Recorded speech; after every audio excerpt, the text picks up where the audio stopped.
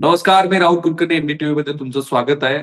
थेट जर्मनीमधून हे 4 युवक आपल्याशी जोडले गेलेले आहेत. एक आहे जान्हवी पाटील, दुसरा आहे अभिषेक कुमावत आणि अभिषेकच्या शेजारी पियुष बारी बसलेला आहे आणि चौथा आहे लोकेश शिंदे. आणि हा व्हिडिओ महाराष्ट्रातल्या घराघरापर्यंत गेला पाहिजे. महाराष्ट्रातल्या प्रत्येक ज्याला स्वतःला नोकरी करायची किंवा उद्योग करायचा आहे अशा तरुण मुलांना आणि त्यांच्या पालकांनी हा व्हिडिओ बघायला हवा. हा व्हिडिओ काय आहे तर महाराष्ट्रातील रोजगारक्षम युवकांसाठी महाराष्ट्र सरकारने एक आवाहन केलं होतं. बाय द वे, एक महाराष्ट्र सरकारची जाहिरात नाही, ते त्याच्यासाठी सक्षम आहे. तर काय झालंय की महाराष्ट्र शासनानं जर्मनीतल्या बाडेन गुटेनबर्ग या राज्याबरोबर एक सामंजस्याचा करार केलाय आणि एक पथदर्शी प्रकल्प हातात घेतलेला आहे, ज्यामुळं आपल्या राज्यातले जे कुशल तरुण आहेत, जे आता तुमच्या स्क्रीनवरती दिसत आहेत, त्यांना जर्मनीमध्ये रोजगाराची संधी मिळणार आहे. कारण जर्मनी सारख्या देशामध्ये सध्या कुशल मनुष्यबळ मिळत नाही आणि म्हणून जर्मनीतली गरज आणि आपल्याकडे उपलब्ध असलेलं कुशल मनुष्यबळ याला कुठेतरी जोडण्याचा हा प्रयत्न आहे. आता यातनं काय काय होणार आहे ह्या तरुण मुलांना, तर एक आंतरराष्ट्रीय अनुभव त्यांना मिळणार आहे. तो आंतरराष्ट्रीय अनुभव हा तरुणांना जर्मन भाषाही शिकता येईल. जगातील एक अग्रगण्य औद्योगिक राष्ट्र जर्मनीमध्ये काम करण्याची यांना संधी आहे. हा एक संपूर्ण प्रशिक्षणाचा कार्यक्रम आहे, ज्याच्यामध्ये या तरुण मुलाला तांत्रिक कौशल्य आणि जर्मन भाषा याचं व्यापक प्रशिक्षण दिलं जाणार आहे. त्यासाठी एक इन्स्टिट्यूट जर्मनी मधली त्यांनी निश्चित केलेली आणि विविध क्षेत्रामध्ये इथे रोजगाराची संधी आहे, ज्याच्यामध्ये आरोग्य सेवा, आधारतिथ्य, हॉस्पिटॅलिटी, हस्तकला तुम्हाला माहिती आहे आणि विविध सेवा क्षेत्रामध्ये ही संधी आहे. आणि यातनं काय होणार आहे तर आर्थिक आणि सामाजिक उन्नती हे आपल्या तरुण सहकार्यांची मिळणार आहे. सो आधी जान्हवी, मी हे जे सगळं सांगितलं हे जरा मला जर्मनीमध्ये सांग बरं. जर्मनीमध्ये सर किंवा आता आमचं आता महाराष्ट्रातल्या तरुणांना, ऐक, महाराष्ट्रातल्या तरुणांना तू जर्मनीमध्ये आवाहन कर की तू तिथे काय नेमकं तुला त्यांना वेलकम करायचं की या रे मित्रांनो, इकडे रोजगारांची संधी आहे. सर मी त्यांना हे सांगू इच्छिते आता की सगळ्यात पहिल्यांदा त्यांनी इथे येऊन जर्मन भाषा किंवा तिथून येताना थोडी आपण जर्मन भाषा शिकून इथे यायला पाहिजे. इथे खूप छान आपल्याला इन्व्हायरमेंट आहे, नेचर आहे सगळं, आणि इकडचे लोक पण खूप छान आहेत. आणि इथे आपल्या जर्मनी शिकलीस सरकारने की नाही आधी मला हे सांग ना. तू काही जर्मनी शिकलीस की नाही? थोडं तरी ट्रेनिंग झालं की नाही तुझं? हो सर, म्हणजे जर्मनीमध्ये लेवल्स असतात. हा. तर 3 लेवल्स असतात. मग 3 हम्म. लेवल मधलं जे फर्स्ट आहे ना, त्यातलं A1 चा जो पार्ट आहे तो हम्म. आमचा पार्ट झालेला आहे सावंतवाडीमध्ये. ओके. आणि त्यातनं काय शिकलात तुम्ही जर्मनीत? काय नेमकं बोलायचं? तर A1 मध्ये असं असतं की आपल्या नंबर्स असतात, ABCD असतात. हा जो बेसिक पार्ट असतो, म्हणजे आपल्या मराठीमध्ये म्हटलं आपण आई, आराखडे. बाराखडी, हा तो पार्ट आपण A1 मध्ये शिकला जातो. म्हणजे स्वतःबद्दल इंट्रोडक्शन द्यायचं आणि असेल मग ठीक तर आहे ना. तो. मला जान्हवी, तू तुझं स्वतःची ओळख मला जर्मन भाषेतनं करून सांग बरं. हो सर, नक्कीच. हम्म. Ich bin Janvi Patil. Ich bin 27 Jahre alt. Ich bin Engineering. Ich bin äh, Civil Engineering by Profession. Okay. Abhishek आणि पियुष बारी, तुम्ही दोघंही जर्मनीतनं महाराष्ट्राला तुमची ओळख करून द्या बरं. Ich bin Abhishek Kumawat. Ich wohne in Jamner. Ich bin 28 Jahre alt. आणि Piyush? Is gilt drei member in my family, Mutter, Okay. Vater and me. Piyush? Ich bin Piyush Bari. Ich wohne in Jamner, das ist in Jalgaon. Ich bin 26 Jahre alt. Meine Masters in Chemie. Danke. अरे लोकेश, हे फार interesting आहे रे. मला तर काय ओ का ठो कळलं नाही, पण तुम्हाला हे शिकायला किती वेळ लागला लोकेश?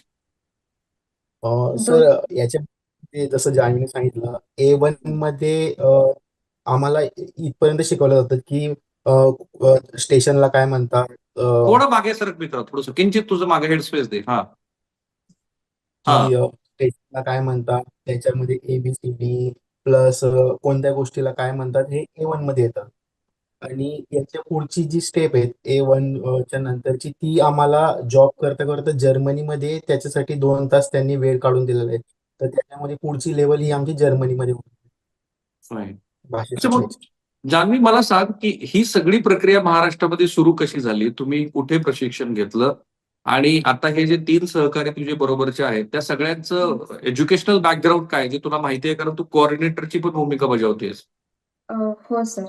हं, हा जो प्रोजेक्ट आहे आपल्याकडे, तो हं, हा सिंधुदुर्गमध्ये आपले जे माननीय केसरकर साहेब आहेत, हे हं. त्यावेळी शिक्षण मंत्री होते या मागच्या ह्याच्यामध्ये, तर त्यांनी हा प्रोजेक्ट आणलेला आहे. एक मिनिट तुला आणि थांबवतो मी. खरं तर हा महाराष्ट्र शासनाचा प्रकल्प होता. तो आधी येस, पुण्यात येस, सुरू येस. करायचा होता, परंतु पुण्यात वेळ लागतो आहे म्हणून तत्कालीन शिक्षण मंत्री दीपक केसरकरांनी सिंधुदुर्ग, सावंतवाडीमध्ये सुरू केला. हे इंटरव्हेन्शन आहे. पुढे बोला आता प्लीज. हो सर. आणि हा जो म्हणजे त्यांनी प्रोटोटाइप केलाय हा एक पायलट प्रोजेक्ट. हा जो प्रोजेक्ट सक्सेसफुल होईल आपला, त्यानंतर बाकीचे बॅचेस आणि सगळ्या स्टार्ट होऊन हा प्रोजेक्ट स्टार्ट होणार आहे. आणि ह्या प्रोजेक्टमध्ये आता सावंतवाडी आणि कुडा हे 2 सेंटर्स आहेत आता स्टेटमध्ये. आणि त्याच्यामध्ये नर्सिंग आहे, ड्रायव्हिंग वाले आहेत, electrical engineer, drivers, construction, logistic, mechanical engineer असे हे बऱ्याच ट्रेडमधली जी मुलं आहेत, ही तिथे सगळीकडे येऊन म्हणजे कुडाळला, सावंतवाडीमध्ये आमचे जे सेंटर्स आहेत, तिथे येऊन प्रशिक्षण घेतात जर्मन भाषेचं. आणि तिथे आम्ही भाषा तो शिकतो. तिथे त्यांनी आमची राहण्याची सोय म्हणजे जे लांबून आलेले आहेत, जसं की मी आता देवगडवरून आलेले होते. तर त्यांनी तिथे माझ्या राहण्याची आणि जेवणाची सोय ही झालेली होती महाराष्ट्र शासनाकडून आपल्या. आणि नंतर तिथे आम्ही 2 महिने, 2-3 महिने आम्ही ट्रेनिंग घेत होतो A1चं. आणि ह्या ट्रेनिंग झाल्याच्या नंतर म्हणजे आमचं इथे आल्यानंतर सुद्धा हे ट्रेनिंग चालूच असणार आहे. म्हणजे मुलांना ज्यावेळी जॉब मिळेल इथे जर्मनीमध्ये, त्याच्यानंतर सुद्धा इथे पण जे पुढचं ट्रेनिंग आहे जर्मन लँग्वेजमध्ये C2 पर्यंत भाग आहेत. A1, A2, B1, B2 आणि C1, C2. त्याप्रमाणे आता B2 पर्यंत आम्हाला सांगितलेल्याच लँग्वेजेस आहे. मग जे आता A2 झाल्याच्या नंतर इथे जेव्हा लोकं येतील जर्मनीमध्ये मुलं किंवा A1 झाल्यानंतर, तेव्हा हे पुढचं ट्रेनिंग आहे B1चं, B2चं हे त्यांचं इथे सुद्धा कंटिन्यू राहणार आहे. कारण की जर्मनीमध्ये सगळ्यात महत्त्वाची ही गोष्ट आहे, की जर्मनीमध्ये जर्मन लँग्वेजला खूप महत्त्व आहे. म्हणजे इथे खूप लोकं इंग्लिश खूप कमी बोलतात आणि ते मोस्टली प्रिफर करतात, की जर्मनीमधूनच बोलणं, असं आहे. अच्छा. आणि हा जो येस. अभिषेक आणि पियुष, तुमच्या दोघांचं फॅमिली बॅकग्राऊंड, एज्युकेशनल बॅकग्राऊंड आणि तुम्ही ह्या प्रशिक्षण काळ पूर्ण केल्यानंतर 3-4 प्रश्न मी एकत्रित विचारतोय, ते लक्षात ठेवा. तुम्हाला त्या प्रशिक्षण काळामध्ये किती पैसे स्टायपंड म्हणून मिळाले आणि आता जर्मनीत गेल्यानंतर बाकीचा सगळा खर्च आणि स्टायपंड कोण देतं आहे? अभिषेक आणि पियुष. सर माझं फॅमिली बॅकग्राऊंड असं आहे. माझे वडील एस-टी महामंडळामध्ये होते. ते रिटायर झाले आत्ता. आणि दुसरा विषय असा की आमचं जे प्रशिक्षण आहे जर्मन लँग्वेजचं ते जामनेरला झालं. आमदार गिरीश भाऊ महाजन यांच्या नेतृत्वाखाली आम्ही ते प्रशिक्षण सगळं आम्ही पूर्ण केलं. आणि त्याच्यानंतर आम्हाला जो स्टायपेंडचं तुम्ही जे विचारलं स्टायपेंड तुम्हाला काय मिळालं असं, तर आम्हाला ₹10,000 त्या ठिकाणी महिन्याला मिळायचे आणि 3 महिने आमचं जे प्रशिक्षण होतं ते लँग्वेजचं चाललेलं होतं. त्याच्यानंतर इथे आल्यानंतर आम्हाला असं सांगितलं होतं की तुम्हाला इथं पगार देण्यात येईल. तुम्ही जे ऍडमिनिस्ट्रेशन वगैरे जे करणार आहात, त्याची तुम्हाला सॅलरी प्रोव्हाईड करण्यात येईल. तर आम्हाला सॅलरी पण दिली सर त्यांनी. ओके. तुझं एज्युकेशनल बॅकग्राऊंड किती आहे आणि तुला काय सॅलरी मिळते आता तिथे? माझं MBA फायनान्स झालंय सर. नाशिकमधून शिकलेलो आहे मी. आणि मला आता ₹3.5 लाख सॅलरी दिली त्यांनी. ₹3,500. ₹3.5 लाख. ₹3.5 lakh per month. हो. ओके. पियुष, तुझं काय फॅमिली बॅकग्राऊंड, तुझे एज्युकेशनल बॅकग्राऊंड आणि तू तिथे प्रशिक्षणात तुला सारखाच मला वाटतं 10,000 स्टायपंड मिळाला असेल, तर तो प्रश्न वगळून सोड. आता तुला इथे किती सॅलरी मिळते? तेही ₹3 लाख असेल तर तोही प्रश्न वगळू आपण. सर मला इथे ₹3.5 लाख सॅलरी मिळते आणि माझं मास्टर्स झालंय केमिस्ट्रीमध्ये आणि आमचं प्रशिक्षण सोबतच सुरुवात झालेलं होतं. आणि स्टायपेंड वगैरे पण आम्हाला सेम 10,000च मिळालेली. होय. तुझं फॅमिली बॅकग्राऊंड काय? तू कुठे कॉलेज केलंस? तुझं मास्टर कुठे केलंस तू? माझं फॅमिली बॅकग्राऊंड माझे वडील जे ते गिरीश भाऊ महाजनांचे त्यांच्याकडे काम करायचे पर्सनल असिस्टंट म्हणून. आणि ओके. माझं कॉलेज जामनेरमधून झालेलं आहे. आणि माझं मास्टर्स युनिव्हर्सिटीमधून झालेलं आहे, नॉर्थ महाराष्ट्र युनिव्हर्सिटीमधून. ओके. तू केमिकल इंजिनियर आहेस ना? नाही, केमिस्ट्री झालेलं आहे, अनालिटिकल केमिस्ट्री. Okay, fine. आणि लोकेश, तुझं काय फॅमिली बॅकग्राऊंड, तुझं एज्युकेशनल बॅकग्राऊंड? माझं BSc इन ॲग्रिकल्चर माझं झालंय येवल्यामधून. BSc agriculture Yeola. हो. ओके. की माझ्या फॅमिलीमधून माझे वडील फार्मर आहेत. प्लस आमचं कॉम्प्लेक्स आहे जामनेरमध्ये. ओके. आणि तुला तिथे आता सॅलरी म्हणून किती मिळतात पैसे? मला जर युरोमध्ये जर सांगायचं म्हटलं तर 3,600 युरो म्हणजेच आपल्या इंडियन रुपीजमध्ये 3,50,000 एवढी सॅलरी आहे. ओके. आता जान्हवी, मला तू सांग, तुझं पण फॅमिली बॅकग्राऊंड, एज्युकेशनल बॅकग्राऊंड काय? आणि मग मी तुला थोडे वेगळे प्रश्न विचारतो. मी सिव्हिल इंजिनिअरिंग आहे. कम्प्लीट झालंय माझं सिव्हिल इंजिनिअरिंग. आणि माझे पप्पा हॉटेल आहे आमचं देवगडमध्ये. फाईन. आणि तुला पण तिथे आता सिव्हिल इंजिनियर म्हणून सारखाच स्टायपेंड मिळतो जसं त्यांना मिळतो ते? हो सर. 3.5 लाखच. Yes sir. आता मला सांग, पहिल्या बॅच मध्ये तुम्ही फक्त 14च मुलं तिथे गेलेले आहात. पहिल्या बॅच मध्ये एकूण किती मुलं होती की जी प्रशिक्षण घेऊन जर्मनीत येणार होती?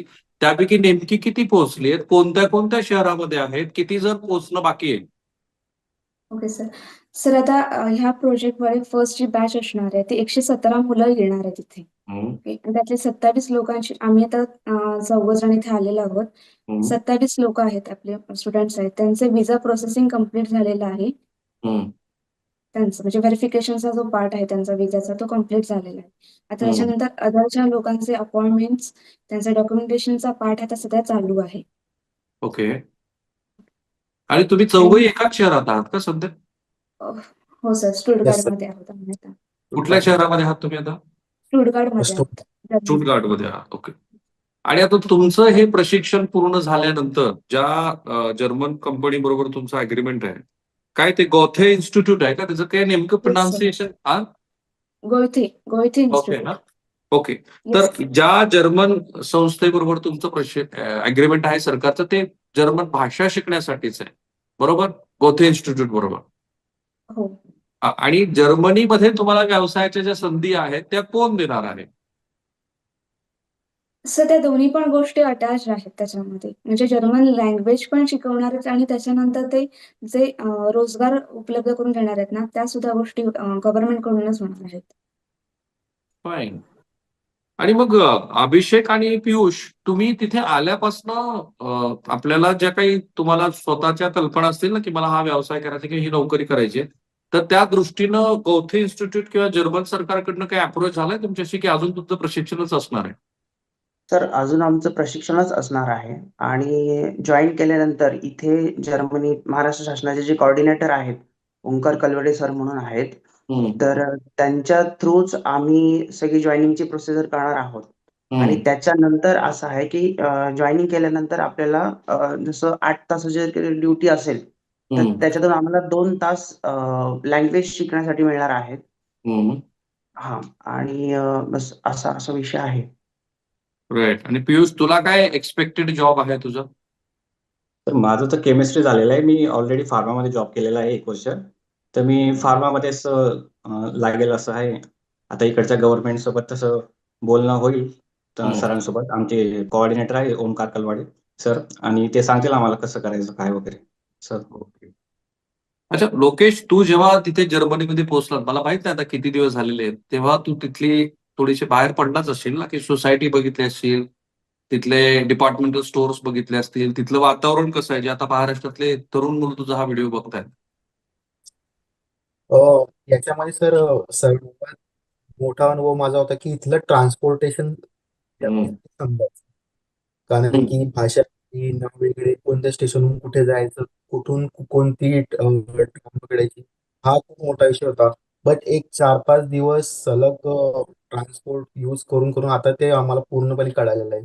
म्हणजे जे इथे कोणी येणारे जे आमचे मित्र आहेत ते पुढे येतील, तर त्यांना मी ते समजावून सांगू शकतो की ट्रान्सपोर्ट इथे किती सोपं आहे.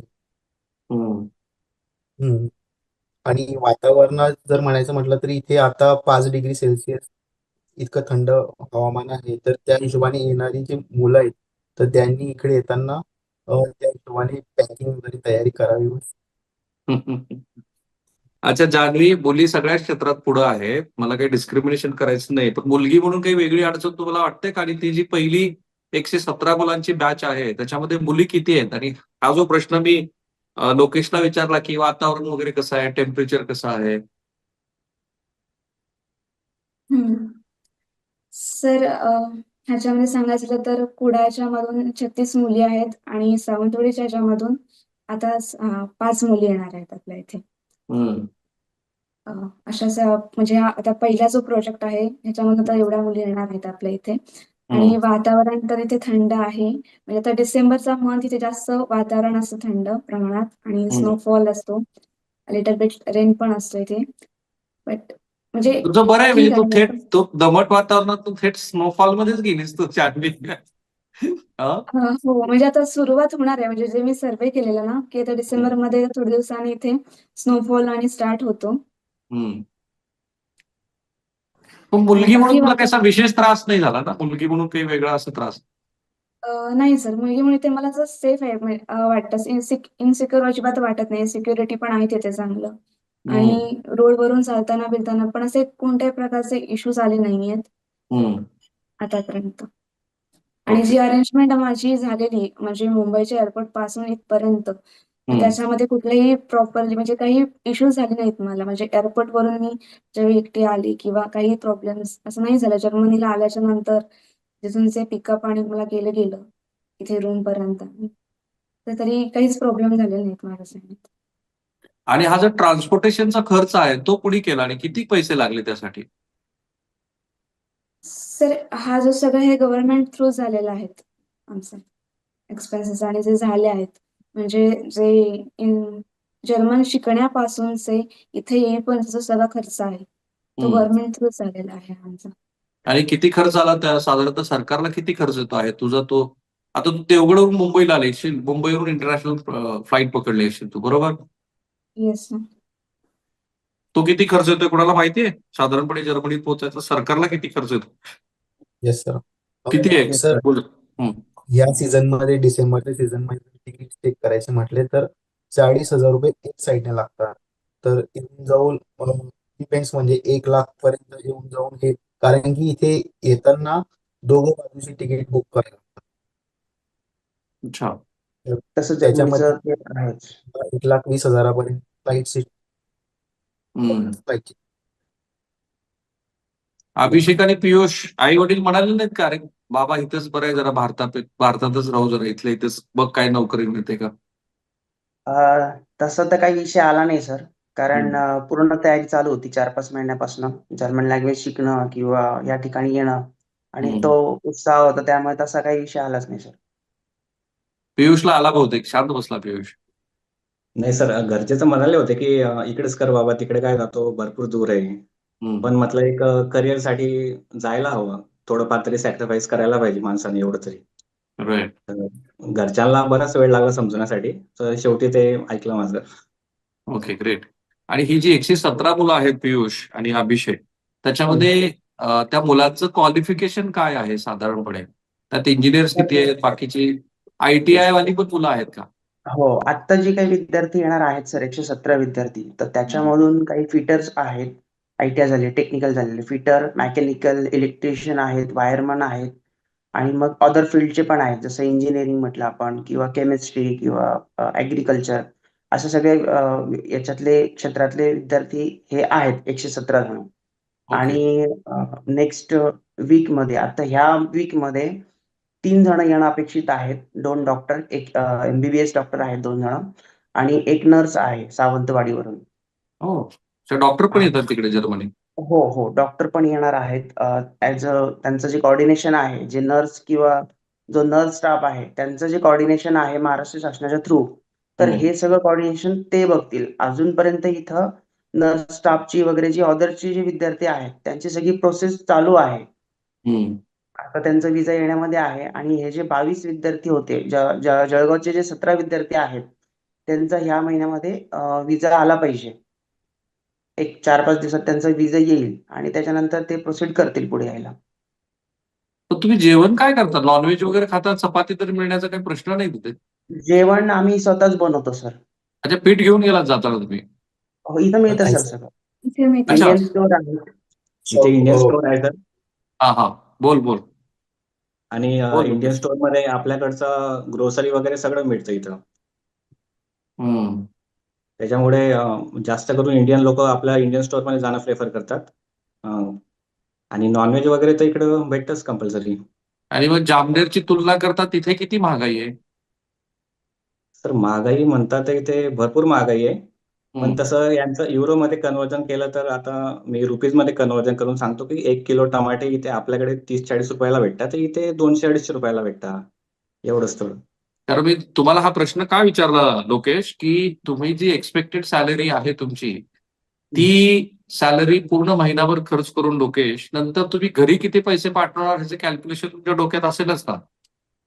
हो सर, ऍक्च्युली ज्यावेळेस आम्हाला हे ऑफर झालं, हा जो पगार आमचा, त्यावेळेस आम्ही आमच्या बऱ्याच जे जर्मनीमध्ये जे रिलेटिव्ह ओळखीचे वगैरे जे राहतात त्यांना पण हाच प्रश्न विचारलेला.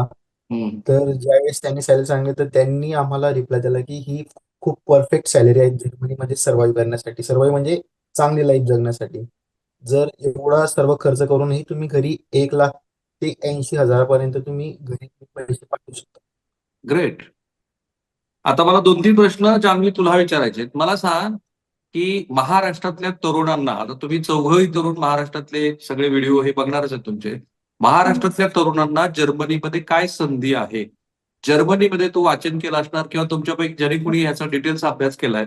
जर्मनीमध्ये नेमकी कुशल मनुष्यबळाची किती गरज आहे जान्हवी?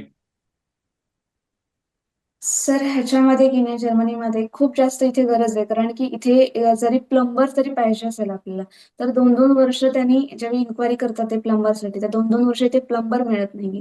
अशी इकडची ऍक्च्युअल कंडिशन आहे. ओके. म्हणजे कुठलाही मग त्याच्यासाठी मग ड्रायव्हर अवेलेबल होत नाहीये हम्म. तिथे. म्हणून आपल्या इथून त्यांना इलेक्ट्रिकल प्लंबरमध्ये plumber, fitter, train driver, truck driver, नर्सिंगचा जो स्टाफ आहे, इलेक्ट्रिकल इंजिनियर, मेकॅनिकल इंजिनियर, हा जो सगळा जे आपले ट्रेड्स आहेत ना, त्यांना इथे सगळ्याच गोष्टींची इथे गरज आहे आता. आणि ग्रेट. ह्या म्हणजे इथे म्हणजे लोकांना सुद्धा की नाही इथे खूप अवेलेबल होत नाहीयेत लवकर म्हणजे जे एज्युकेटेड लोक आहेत.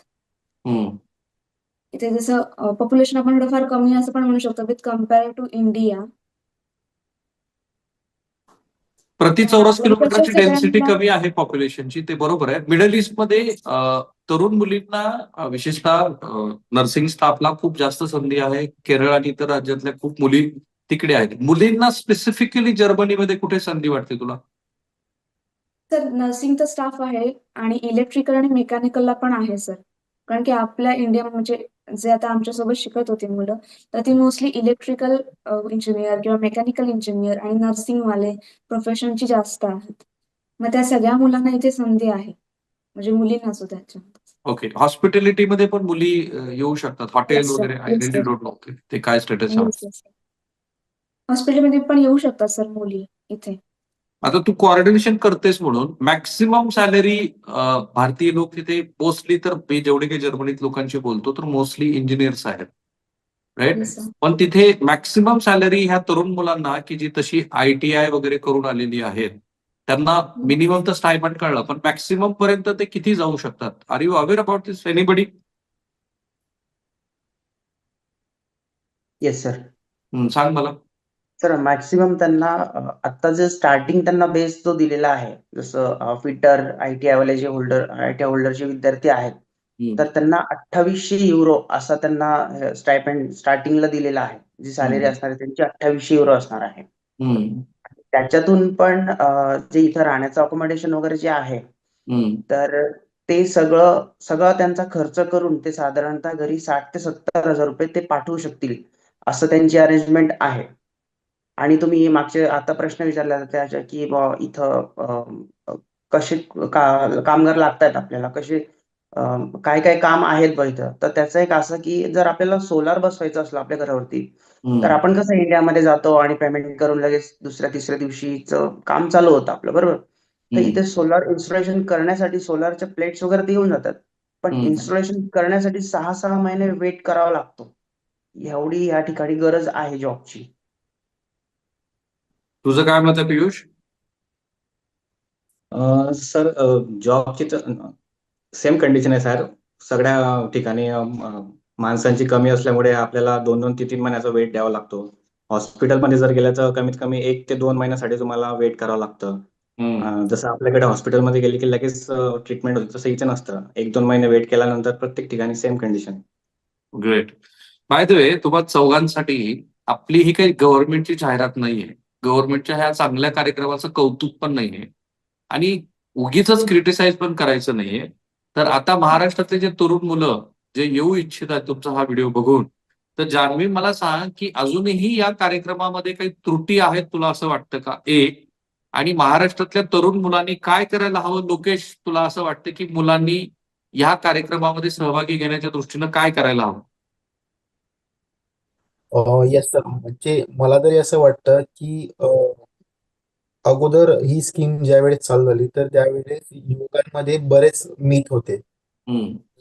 त्या मिथला एकदम पॉइंटलेस होत्या की हे असं असतं, तिकडे तसं असतं, तिकडे लोक हे करतात ते करतात. पण ज्यावेळेस आम्ही आमच्या परिसरातले लोक आहेत त्यांना विचारलं की इथला अनुभव कसा आहे, आणि आम्ही आता इथे आम्हाला जवळपास 1 महिना इथे झालेला आहे, हम्म. तर आम्हाला कोणत्याही प्रकारचे इथे कोणतीच अडचण नाही आलेली.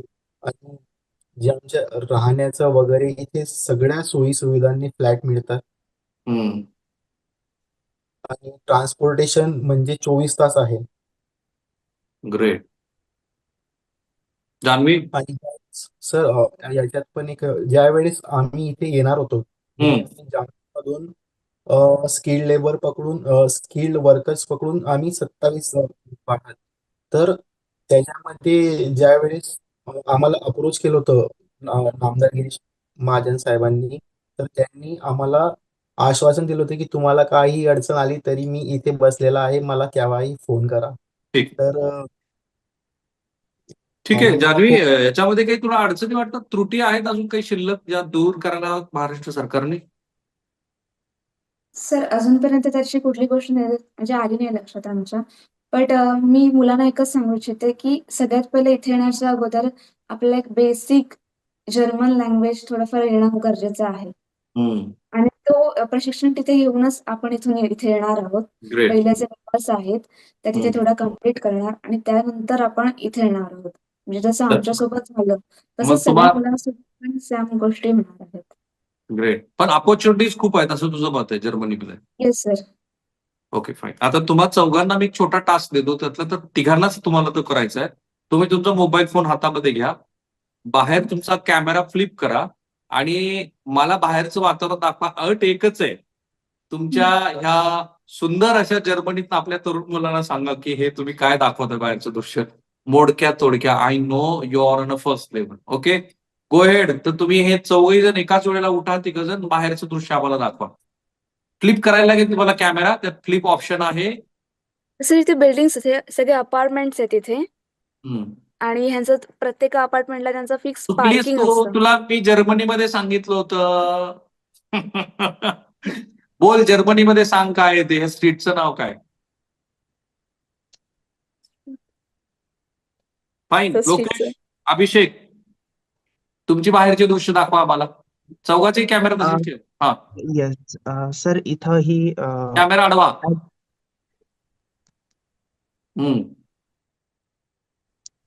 ही ऑटो आहे. ऑटो म्हणजे जर्मनीमध्ये कार म्हणतात तिला. आणि बस इथं बिल्डिंग्स आहेत. That's it. तू पण चुकला, तुझेही मार्क 0 गुण. तुला जर्मनीत सांगितलं होतं मी. राहिलाय लोकेश. फाईन.